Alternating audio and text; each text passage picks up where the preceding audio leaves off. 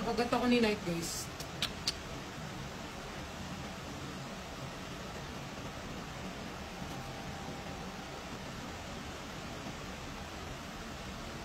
Thank you guys sa pag-vote.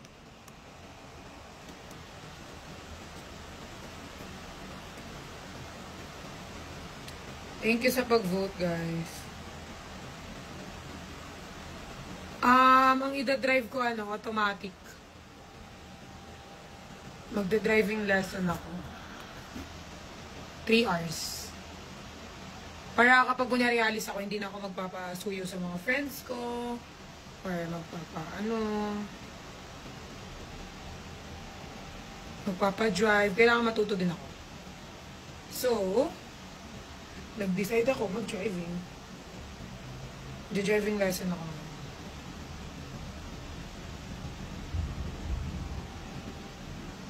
Dapat pupunta akong Pampanga ngayon. Kaso, hindi natuloy. Hindi natuloy ang Pampanga ko. Dapat may Pampanga ako.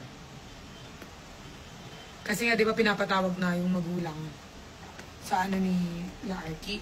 Pinapatawag na. Kailangan ko pumunta kaso, di ako nakapunta. Sabi ko baka by Monday. Ngayon, kinausap ko muna yung dalawa. Sabi ko, bibilan ko kayo ng iPad tsaka cellphone para di na kayo lalabas. Wala nang dahilan na lumabas kayo. Bibilan ko kayo. Tapos nag-reply si Arky kanina, sabi niya, thank you tita, di na kami lalabas, promise, hihintayin ka na lang namin. Tapos maya-maya yung tinag-chat ulit, tinagbabantay sa kanila, lumayas na naman. Wala na akong amor sa dalawang.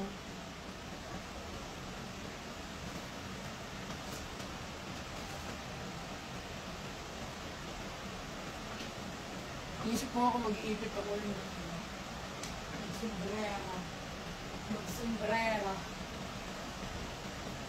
Mag-sombrero na lang ako. May car ka na ba? Wala. Ibigyan mo ba ako?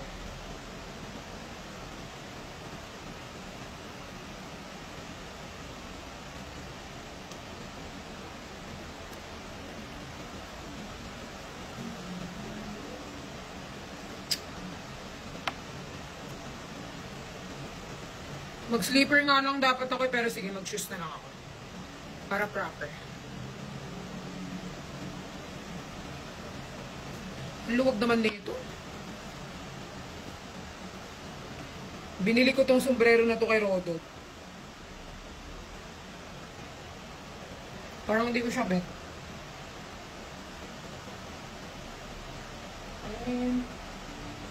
Pwede naman.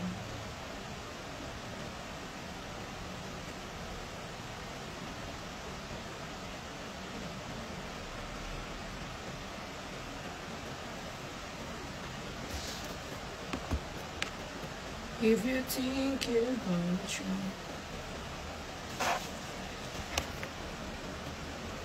Mag-shoes ako.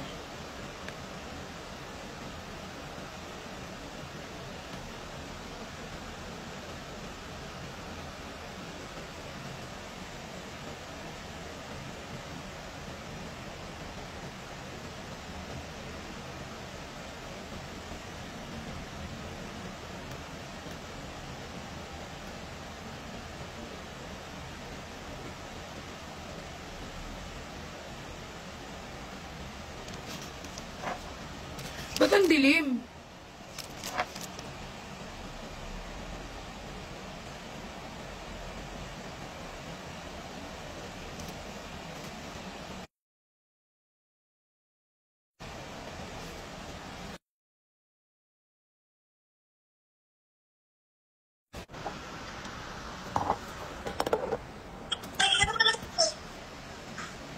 Ano na naman yan?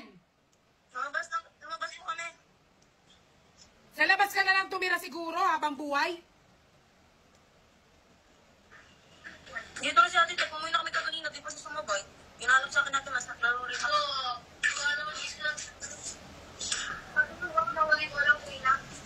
Pamigay ko na lang itong nabili ko sa'yo, napabili ko sa'yo, pamigay ko na lang. Puro ka ganyan, hindi ka magkagawa! Ay,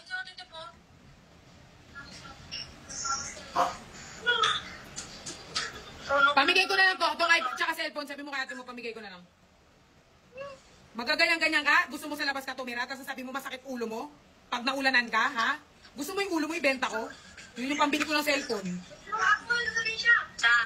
Alam mo ba si RK? 2 araw di pumasok at kunyari masakit sa katawan pero naglalaro sa labas. Ngayon naglaro ako 2 araw. Kagaling na sabi masakit ulo pero nagbabalibol. Gusto mo ipalit ko yung ulo mo sa volleyball, ha?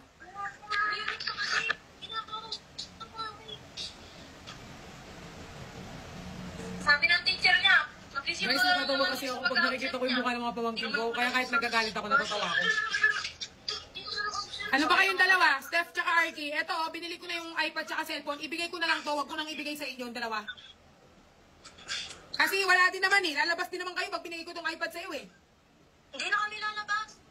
Sisirain niya. Board lang kasi kami. Wow ha, bored ha? Board lang kami. Wala kami magawa eh. Bored. Saan mo naman napulot yung salitang bored ka pa? Rich kid ka ba? Hindi po. Oh, di naman eh. Ba't ka nag-bored? Wala kami magawa minsan eh. Pamimigay ko to kasi lumabas ka na naman umuulan. Tapos sabi mo may sakit ka na naman.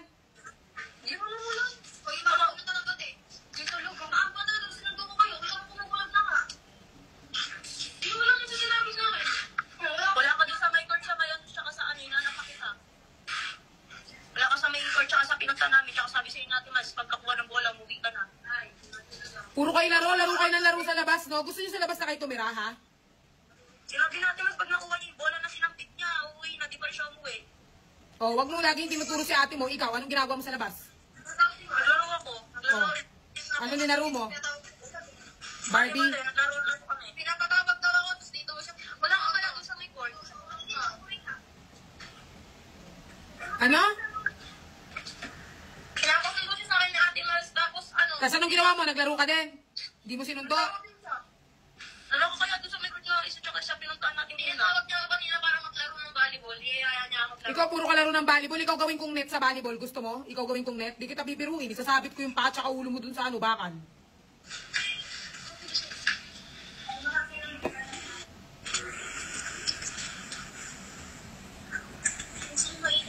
Bakit walang ilaw dyan? Brownout ba sa inyo? Hindi ka na nakikita, oh. Brown out. Brownout dyan? Opo. Hindi na kayo makikita. Magpakita mo pa kami. Irano, ibigay ko na lang to Arky tsaka Steph. Huwag ko na to ibigay sa inyo. Hindi nyo naman to deserve eh. Maglambitin ka na lang dyan. Na, pamigay ko na lang to. Kala nyo siguro, bibiro ako, pamimigay ko to. Andito na yung iPad, oh. Ito yung iPad na ginagamit ko. Binilan ko pa to ng pen, oh. Huwag ko na lang to bigay sa'yo. Hindi po. Kasi ba't ko bibigay sa'yo ito? Ang kapalaman ng mukha mo. Di man magtatagal sa kanya yan. Yung iPad mo nga, sinira niya pag pinagpukok niya. Sinusuntok O kapag pinakpok na itong iPad ko, ipokpok ko din sa ulo niya. Pag natatawag sa ML, pinapukpok. Galing mo naman. Matalo ka sa ML. Ano ba tingin mo? Player ka para ano magaling ka? Gusto mo?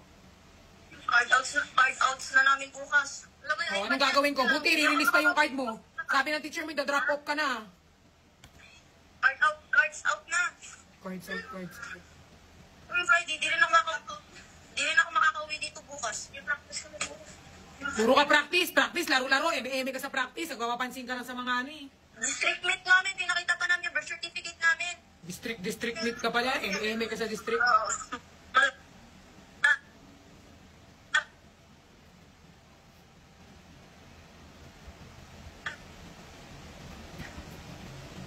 Guys, nakikita ko kasi yung sarili ko kay Arky. Ganito, mas makulit pa ako kay Arky dati. Mas makulit ako sa kanya. Like, doblein mo yung kulit ni Arky. Alam ko yung pakiramdam na pagkakataon mo nang magalit, kung paano ka pagalitan ng magulang mo dati, may pagkakataon ka nang gawin sa mga pamangkin mo.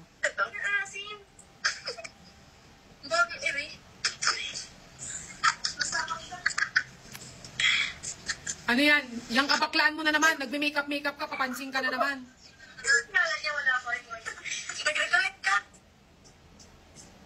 Kala mo na kibagtawan na ako, ibibigay ko iPad mo. Yung cellphone na lang ibibigay ko dyan kay Steph. Yung sa'yo, wag ka na. Lumagitin ka na lang. Ay, na signal mo. Drop out. Anong gagawin niyo bukas? Drop out ka? Cards out. Cards daw? Cards, yung cards ibibigay. Cards out. Drop out na daw si Auntie. Pag nag-appeal pa daw siyang isa. Oh, sige. So yung pasaway Kung ako teacher mo, wala ka na sa akin ano eh. Wala ka ng strike 3. Kung ako teacher mo, tapon kita agad. Kala mo papatagalin kita? Tawa-tawa pa kayo, mga demonyo talaga kayo. Wala akong pakialam kung mataas yung grades mo sa science, hindi mo gagamit yan sa totoong buhay. Huwag kang magano kung mataas yung grades mo. Puro ka ganyan, mataas grades mo, pataas, tapos napapalitan naman ng kademonyuhan mo, wala din. Nababawi. Sa matcha ko sa science lang ako magaling. Puro ka ganyan, magaling. Ano, makulit. Pag tinatanong siya dun sa kalit pa, kung ano yung sukli niya, di ba sinasabi niya, 1, 2, 3, 4, 5, 31. Hindi man alam yun. Ganyan. Puro alam mo, ikaw, hindi lagi utak papaganahin mo ha. Hindi lagi utak. Puro ka utak, tapos yung values mo, bobo. Ganyan ba? Nangungutang yan dun sa school. Nangungutang ka, wow. Wow naman sa utang. Nabayaran ko agad. Babayaran. Sino magbabayad? O, tinatarayan ko. Ikaw naman, bangbaw ng bibig niya. Yan, nagsasabihan pa kayo mabaho yung bibig. Parehas lang naman kayo. Tinatarayan ko. Di ba kasi nag-coffee shop kami ni Tati Mals? Guys, ini-encourage ko yan kung alam nyo lang. Nakakasawa mag-encourage. Kaya hindi ko naisip talaga magpabuntis ng maaga. Ay, baka sa heaven kami magkita lang. Ilantugan ko niya ako, tapos pinatukan niya ako. Ano? Ilantugan ko niya ako, tapos pinatukan niya ako. Itapat sa noo lang yun. Mawag mo ganyanin yung mga bata. Wow ha. Ano daw yun? Wow talaga. Ikaw magano sa mga bata dito. Magpalit Sarang tayo. ko lang yun. Tignan mo nga pinagsabihan ko to 2 days ago. Kasi kailangan lirambing ko. Pinadalang ko muna ng pera-pera, para magano sila. Tignan mo, suntukan na naman silang dalawa. Ano nang balak nyo sa buhay niyong dalawa? May plano pa kayo sa buhay ninyo? Ano bang gusto nyong gawin sa buhay ninyo? Ano bang gusto nyo? Meron ba kayong plano? Waitress ako paglaki. Ano? Anong gagawin mo paglaki mo? Waitress? Anong waitress? Yung daw saan ko yung waiter yun pa eh. Baba lang. Waiter yun. Nag-serve ng pagkain. Tatanong to ulit. Dito na gulo. Pwede rin ako call center. Pero wag mo eh. Papaprikoin mo yung makasirain ko yung Ano bang ba? Ikaw nga, Step. Tatanungin ko nga kayo bago ko ibigay itong mga regalo ko sa inyo. Ano bang pangarap mo, Step, paglaki? Seaman daw. Sabi mo David Biker. Hindi pangarap yung biker ha. Pwede mo maging happy yung biker. Hindi pinapangarap yung biker. Nung biker naman. Diba yung seaman, hindi ka lalangoy doon. Yung seaman, like magkatrabaho ka lang sa mismong loob ng barko. Sabi ni seaman lalangoy daw. Paano pag lumabog yung barko? Mamamatay ka rin, hindi ka marunong lumangoy. Pero seaman yung magtatrabaho ka lang ng years sa barko eh. Siyempre, kailangan mo rin yung siya. Yun yung pangarap niya. May pangarap ka lang. Ikaw ang waitress, ang baba lang yung pangarap mo eh. Pwede rin naman ako call center. Baba ng pangarap mo, waitress. Walang sawa ka lang doon. Okay, pwede rin naman. Gusto ko nga mag-stop sa hotel eh. Yung ano. Una muna kasi ako waitress, tapos pag nag-ano na ako, pag nag 2 years na ako, nililipat ako sa hotel. Hotel! Dito ko sa bahay! Nagkakain ko ng late sa bahay ng rin. Tatrabaho naman ako sa Pasig dati. Yan ba? Tagal. Paano ba Ikaw, Arky, di ba nasa ano ka naman, matataas yung grades mo. Ano ba pangarap mo paglaki mo? Para suportahan na natin ngayon. sa hotel. Anong gusto mo? Yung specific mo na gusto na trabaho? Ha? Anong gusto mong trabaho? Yung gustong-gusto mo talaga? Pasuportahan kita. Sa Ano sa hotel. bayan? Sa hotel. Anong gagawin mo sa hotel? Magwawalis? Magiging waitress ako. Kala ko muna po kasi makapagtrabaho. Kala ko muna mag-practice doon sa may hotel, sa may Angelic na makapagtrabaho ng 2 years. Kasi lipat ako sa hotel. Akala ko ba pangarap mo dati maging teacher? Ayoko nga yan. Teacher sa, Pilipino. Pero kasi kala ko muna magtrabaho ng, sa mga waitress. 2 years sa waitress para makapasok ako sa hotel. Kasi di ako papayagan pag wala akong practice. Sa practice ka sa bahay. Naniran mo sa bahay. So yung pangarap mo teacher, wala na. Ayaw mo na yung teacher. Bakit? Pag naging teacher ka sa DMRC, para tuturuan niya ng katatutuan ng mga estudyante niya. Kaanuhan mo yung step. Gusto mo mag-waitress, yan yung pangarap mo. Waitress, hindi waiter. Waitress. Waiter. Hindi waiter. Sorry naman. Sige. Nagagalit ka. Ate Tep na, out of 50, line up pa lahat eh. Look, line up 1 yun. Line up 2 na lang, GMRC.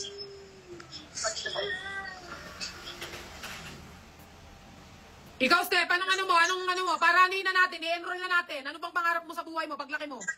Seaman nga. Gusto mo mag-seaman? Anong alam mo sa seaman? Sige nga, anong seaman? Anong gagawin doon? Anong gagawin sa seaman? Maglalag. Anong gagawin mo sa seaman?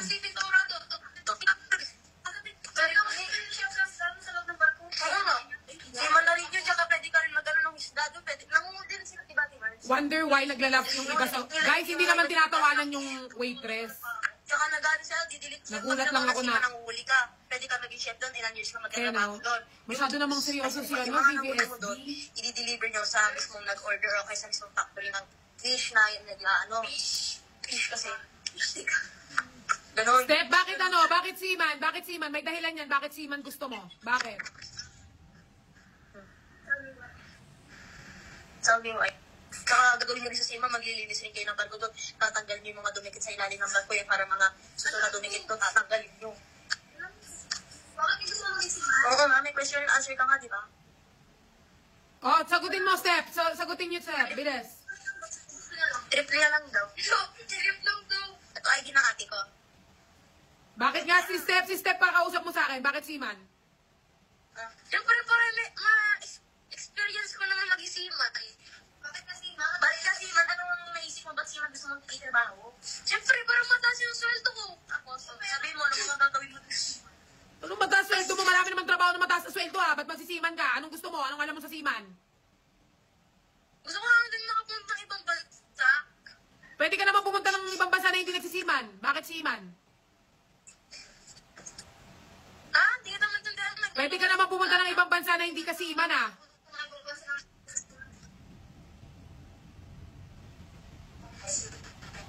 Pwede ka naman pumunta ng ibang bansa na hindi ka seaman. Gusto ko mag-isiman eh. Para makasama na mag-waitress sa ibang bansa. Ano? Kaya tinagsabi, ba't dito ako maging waitress sa ibang bansa? OFW ka? Yung. Ano bodyguard ka? Paglaki? Baka security guard sa ibang bansa. Pwede naman yon. Ano bang ano nyo? Wala ba kayo yung pangarap? Guys, buti nga ngayon Ako, may trabaho up na eh. sobrang Dati, sa akin, yun lang. ang pangarap, at tinanong ko si Steph dati, anong pangarap mo sa buhay? Sabi niya, magkaroon ako ng sari-sari store. Yan yung pangarap niya. Tapos yung isa, gusto daw maging swimmer.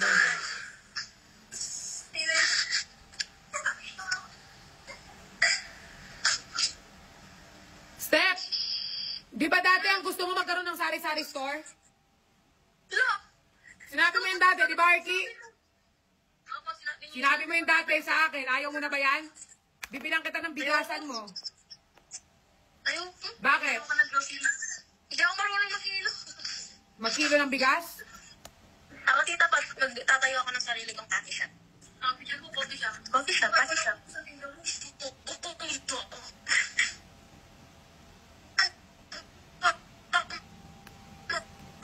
Yun nga yung expectation natin sa cruise ship.